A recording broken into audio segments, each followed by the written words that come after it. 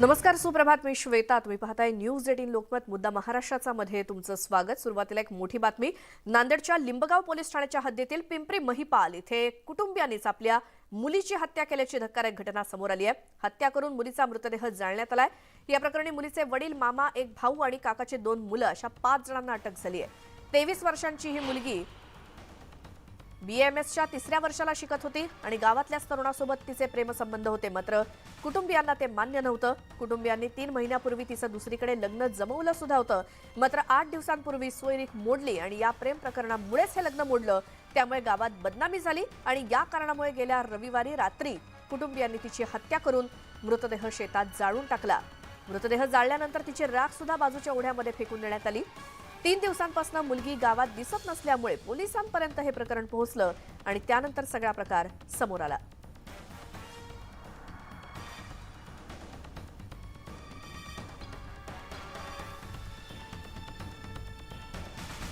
नांदेडमधला हा भयानक प्रकार. आपल्याच घरातल्या एका 23 वर्षीय मुलीची हत्या घरातल्याच लोकांनी केल्याची शक्यता आणि पोलिसात तसा गुन्हा दाखल झालेला आहे. 2-3 दिवसांपासून मुलगी गायब असल्याचं लक्षात आल्यानंतर पोलिसांपर्यंत हा प्रकार पोहोचला. यामध्ये घरातल्याच 5 जणांना ताब्यात घेण्यात आलंय. 23 वर्षीय मुलीचा, BAMSला असलेल्या मुलीचा खून करून तिचा मृतदेह जाळला आणि त्याची राख शेजारच्याच नाल्यामध्ये फेकून देण्यात आली. या संदर्भात आपण अधिक बोलूयात. शिवसेनेच्या नेत्या नीलम गोऱ्हे आपल्यासोबत फोन लाईनवरती आहेत. नीलमताई, नांदेडमधला अतिशय भयानक प्रकार आहे. दुसरा तिसरा कोणी नाही तर घरातल्याच 5 जणांनी मिळून 23 वर्षीय मुलीची हत्या केली आहे. अत्यंत दुःखदायक, आणखीन वेदना देणारी घटना आहे. पण मुळामध्ये समाज कुठल्याही माणुसकीचा विचार करत नाही असं आपण म्हणतो. पण कुटुंब सुद्धा त्याच्यापेक्षाही जास्त रक्तपात करतायत असं दिसतं आहे. आणि समाजाचा पण दबाव आहे. तो प्रत्यक्ष दबाव आहे आणि अप्रत्यक्षही दबाव आहे की तुमची मुलगी काय करते. आणि त्याच्यामुळे त्या मुलीच्या संदर्भात मुलगीनी असं काही मनाविरुद्ध केलं कुठली गोष्ट, मग ती अगदी कपडे घालण्याचा विषय असेल किंवा अजून काय असेल, तर आई वडील संपूर्णपणाने जसं दबाव आणतात तसं भाऊ आणि इतर सुद्धा नातेवाईक जे आहे आणि इव्हन काही गावकरी, मी सगळे म्हणणार नाही, पण काही लोकांची अशी सहानुभूतीच असते की अशा पद्धतीनेच करून मुलींनी जर का ताब्यात राहिल्या नाहीत तर आपण असाच धडा शिकवायचा. आता या घटनेच्या मध्ये कुटुंबियांना शिक्षा होईल, पुढे केस उभी राहील, पण मुळामध्ये अशा घटना घडू नयेत म्हणून आमचा ग्रामविकास विभाग आहे राज्याचा, महिला बाल विकास विभाग आहे, त्यांनी अशा गोष्टींच्यासाठी प्रयत्न केले पाहिजेत. नुकतंच आम्हाला विधिमंडळाच्या अधिवेशनामध्ये आम्ही विचारलं जेव्हा होतं की या संदर्भामध्ये त्यांनी 4 ग्रामसभा घेऊन लोकांच्या याचा प्रयत्न केला जातोय बदल करण्याचा.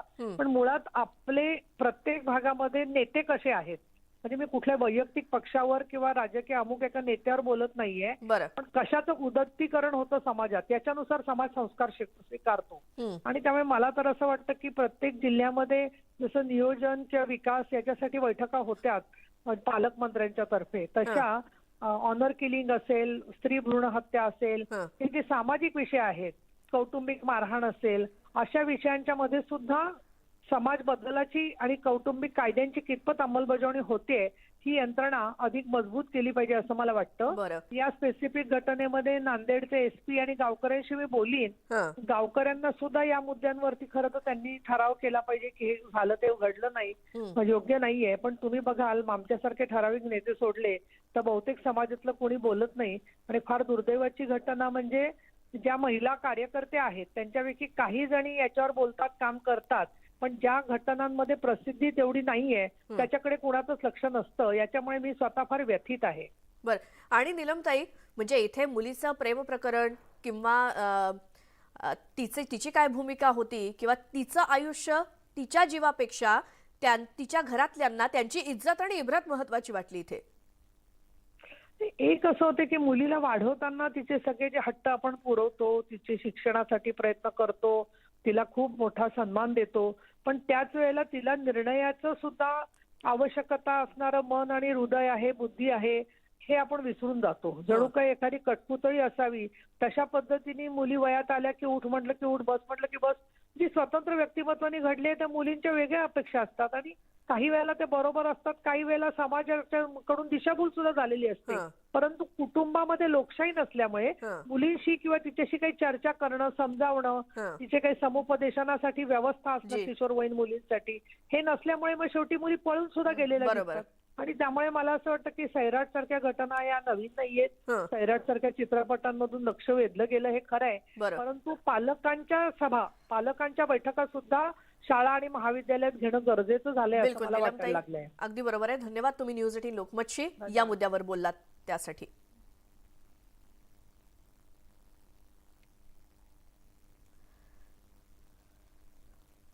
थोडक्यात पोलीस स्टेशन लिंबा होते पिंपरी पालगावचं गाव आहे.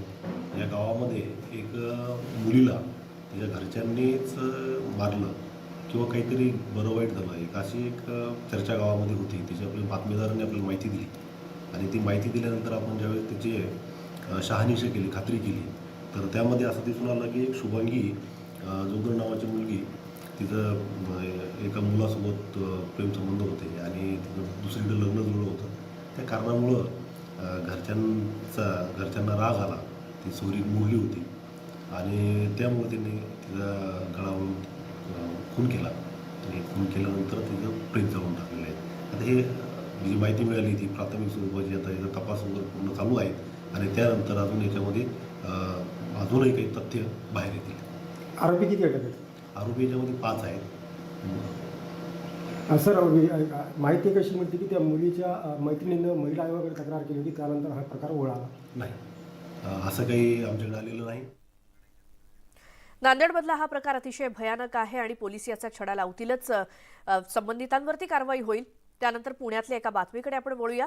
पुन्हा एकदा बोगस शाळेचा कारनामा समोर आलाय. पुण्यात शाळेच्या जागेची मान्यता प्रमाणपत्रच बोगस असल्याची माहिती मिळाली आहे. विभागीय आयुक्त सौरभ राव यांची जिल्हाधिकारी म्हणून त्यावरती स्वाक्षरी आहे.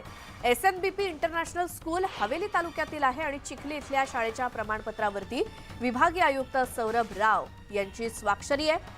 CBSEचं बनावट प्रमाणपत्र बनवण्यासाठी तयार करण्यात आलं होतं हे प्रमाणपत्र आणि पुणे पोलिसांच्या तपासामध्ये ही बाब उघड झाली आहे. सौरभ राव 2018 मध्ये पुण्याचे जिल्हाधिकारी होते आणि त्यांची सही या प्रमाणपत्रावरती दिसते आणि हे बोगस प्रमाणपत्र असल्याचं पोलिसांच्या लक्षात आलंय. आमचे प्रतिनिधी वैभव सोनावणे पुण्यातून आपल्या सोबत आहेत. वैभव, या बोगस शाळांच्या प्रमाणपत्रामध्ये आणखी एका शाळेची भर पडली आहे म्हणायचं का? जी माहिती पोलिसांच्या तपासामध्ये समोर आली आहे, SNBP जी चिखलीची शाळा आहे, या शाळेनं CBSEचं प्रमाणपत्र मिळवताना जागेचा वापर जो आहे तो शाळेसाठी असल्याचं एक प्रमाणपत्र जे जिल्हाधिकारी देतात ते त्यांना जोडणं कंपल्सरी असतं. आणि जेव्हा हे प्रमाणपत्र तपासण्यात आलं तेव्हा त्यावेळेस 2022 मध्ये जिल्हाधिकारी नसलेल्या सौरभ राव यांची सही या शाळेनं असलेलं पत्र जे आहे ते या शाळेनं CBSEच्या मान्यतेसाठी सबमिट केल्याचं किंवा दिल्याचं समोर आलेलं आहे. पोलिसांकडून या सगळ्या प्रकाराचा अजून तपास जो आहे तो सुरू आहे. नेमकं जिल्हाधिकाऱ्यांच्या कार्यालयातून याच्यामध्ये कोणी सहभागी आहे का किंवा काय याबाबत सगळा तपास जो आहे तो पोलिसांना करावा लागणार आहे. बरेच गुन्हे यापूर्वी जवळपास 13 गुन्हे यापूर्वी समर्थ पोलीस ठाण्यामध्ये शिक्षण विभागानं दाखल केलेत. मात्र शाळांच्या मान्यतेसाठी, CBSE शाळांच्या मान्यतेसाठी देण्यात येणारी केवळ NOCच नाही तर आता जागेसाठीची जी प्रमाणपत्र आहेत ती सुद्धा बोगस बनवण्यात आलेली आहेत का, हे कुठलं पूर्ण रॅकेट काम करतंय का, याच्यात नेमकं कोण कोण महसूल मधले लोक समाविष्ट आहेत अशी तपासाची व्याप्ती जी आहे ती प्रचंड मोठी असणार आहे. या सगळ्याच्या बाबतीत दुपारी पोलिसांकडून अधिकृत माहिती जी आहे ती जारी केली जाण्याची शक्यता आहे. सौरभराव हे सध्या पुण्याचे विभागीय आयुक्त आहेत. मात्र 2022 मध्ये ते जिल्हाधिकारी असल्याचे भासवून सही केलेली आहे, जी अर्थात खोटी आहे. सौरभ राव यांनी अजून या प्रकरणामध्ये स्वतः काही भूमिका मांडलेली नाहीये. मात्र ते विभागीय आयुक्त आहेत आणि त्यांची सही जिल्हाधिकाऱ्याच्या सही शिक्क्याने कशी घेण्यात आली, हे पत्र कुठून आणण्यात आलं याचा तपास होणं गरजेचं आहे. जी वैभव, धन्यवाद या सगळ्या माहितीसाठी.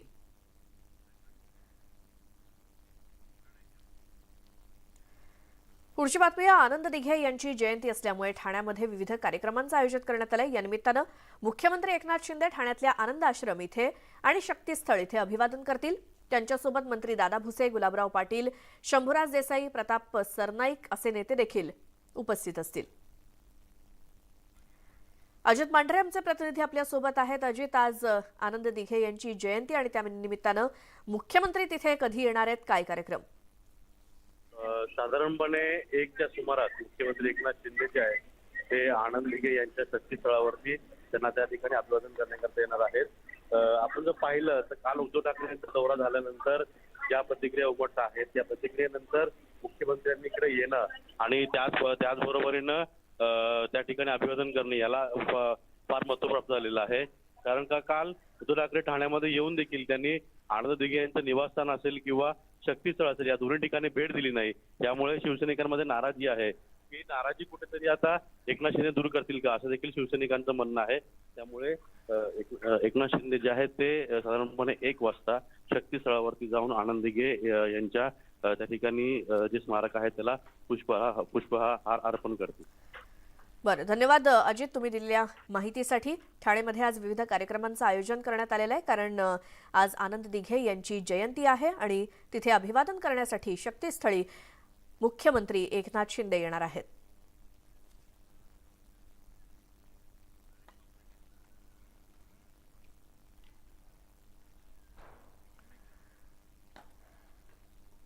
यानंतर या बुलेटिनमध्ये पाहणार आहोत टॉप 18 न्यूज. मनसे अध्यक्ष राज ठाकरे आजपासून 2 दिवस पुणे दौऱ्यावरती आहेत. तिथे ते विविध कार्यक्रमांना उपस्थित राहणार आहेत. पदाधिकारी आणि कार्यकर्त्यांशी संवाद देखील साधतील.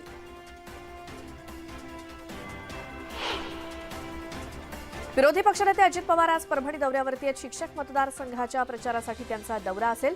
दुपारी छत्रपती शिवाजी महाराज विद्यालयात त्यांची सभा देखील होणार आहे.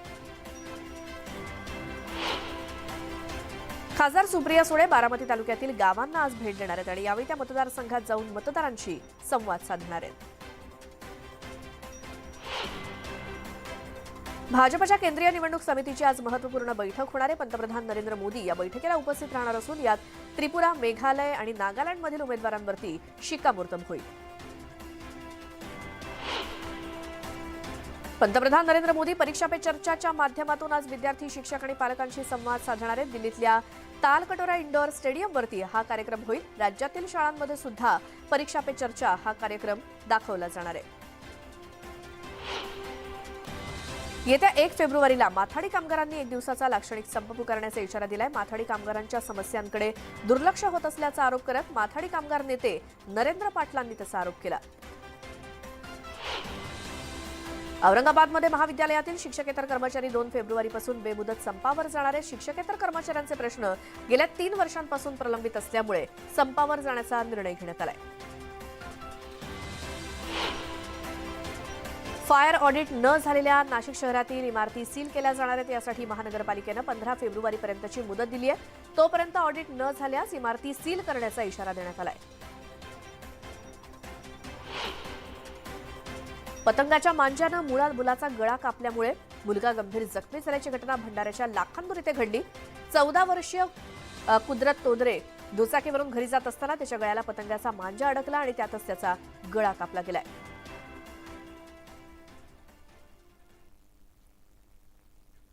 आणि यानंतर थेट जाऊयात संजय राऊत बोलतायत तिथे.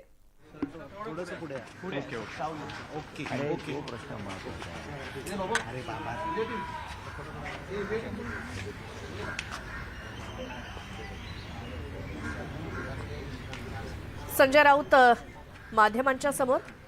आता माध्यमांचे प्रतिनिधी त्यांना काय प्रश्न विचारतात आणि त्यावरती ते काय उत्तर देतात ऐकूयात.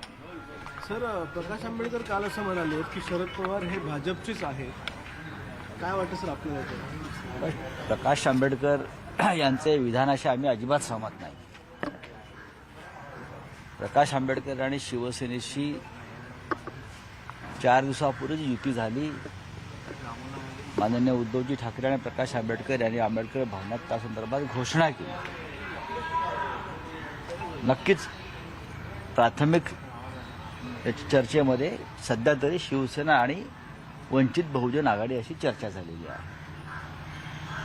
पण प्रकाश आंबेडकर यांनी महाविकास आघाडीतले जे प्रमुख पक्ष आहेत, मग काँग्रेस असेल, राष्ट्रवादी काँग्रेस असेल, त्यांच्याविषयी अशा प्रकारची विधानं करणं हे आम्हाला मान्य नाही, अजिबात मान्य नाही.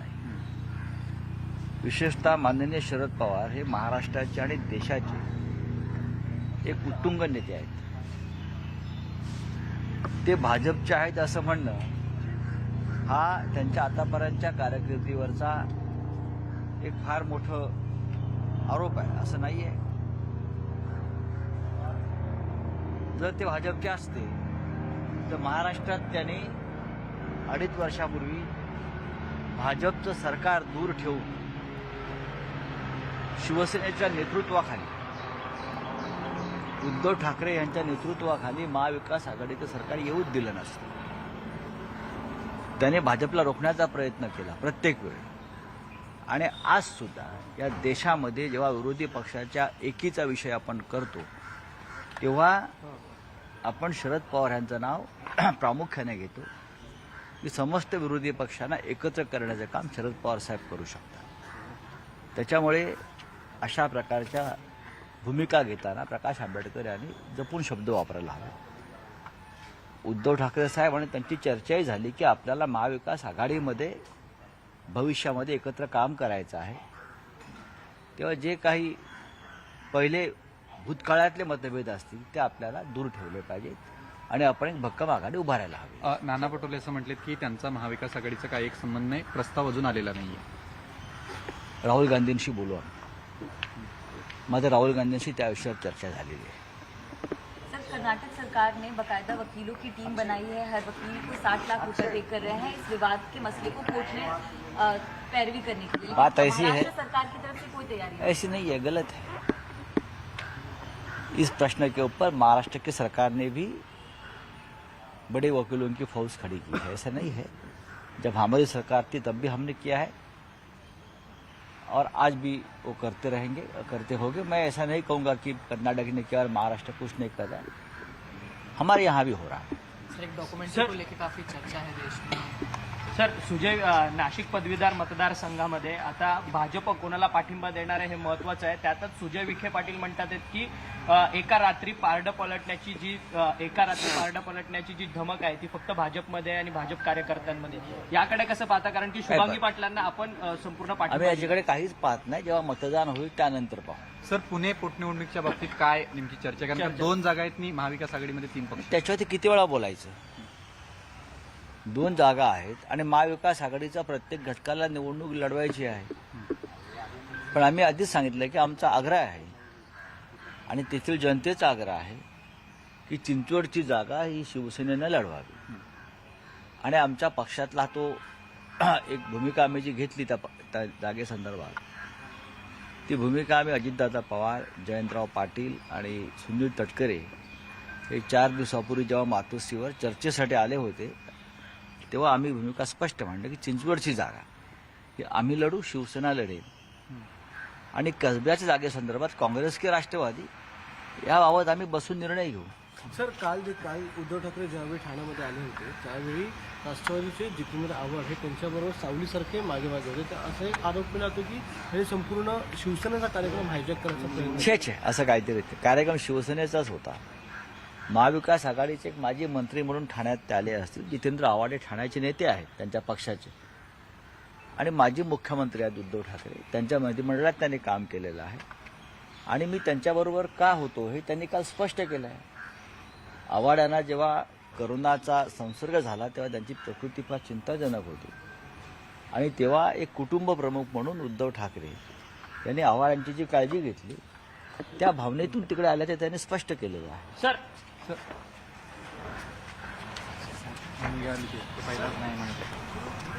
वंचितच्या युती संदर्भात प्रकाश आंबेडकरांची भूमिका याबद्दल संजय राऊतांना विचारलं गेलं. त्याचसोबत पुण्यातल्या 2 विधानसभा मतदारसंघांच्या पोटनिवडणुकीबाबत सुद्धा संजय राऊतांना माध्यमांनी विचारलेले प्रश्न आणि यावरती संजय राऊत यांची उत्तर आपण ऐकली. चिंचवडमध्ये शिवसेना उद्धव बाळासाहेब ठाकरे गटाचा उमेदवार असेल आणि चिंचवडच्या जागेसाठी आम्ही उत्सुक आहोतच. स्थानिक जनतेची सुद्धा तीच इच्छा आहे असं संजय राऊत म्हणाले.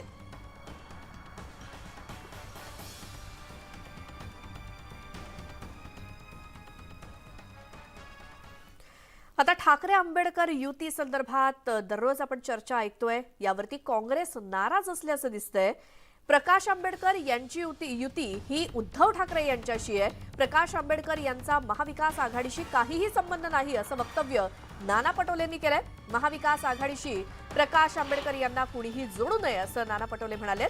त्याचसोबत आगामी लोकसभेच्या राज्यातल्या 38 जागा महाविकास आघाडी जिंकेल असा देखील दावा नाना पटोले यांनी केलाय.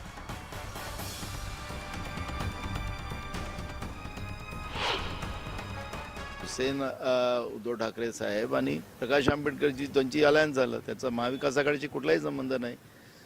आमच्याकडे कुठलाही प्रस्ताव नाही. पण ही मनगडत कहाण्या बनवून बीजेपीचं पाप का लपवतं? महाविकास आघाडीशी प्रकाश आंबेडकरजी आणि उद्धव ठाकरेजींच्या अलायन्स त्या दोघांच्या याच्यातला आमचा काही संबंध नाही.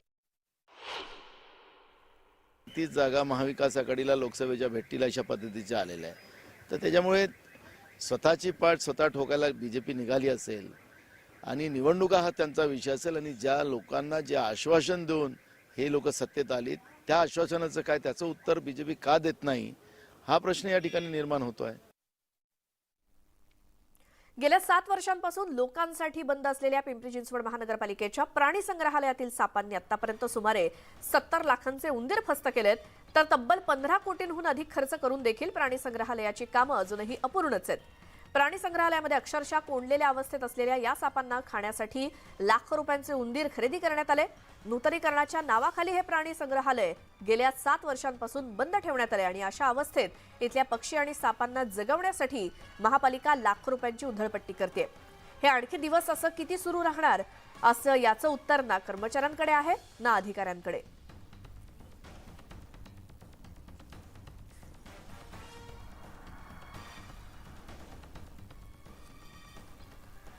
पुढची बातमी. मालवण शहरातील धुरीवाडा बोर्डिंग ग्राउंड मार्गावरती असलेल्या दुकानांपैकी 2 दुकानांना शुक्रवारी पहाटे आग लागल्याची घटना घडली.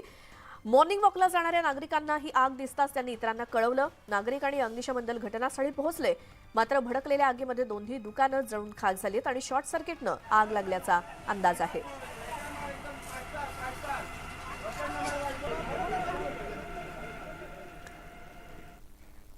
या सगळ्या बातम्यांसोबतच वेळ झाली. मुद्दा महाराष्ट्राचा मध्ये आता इथेच थांबण्याची. नमस्कार.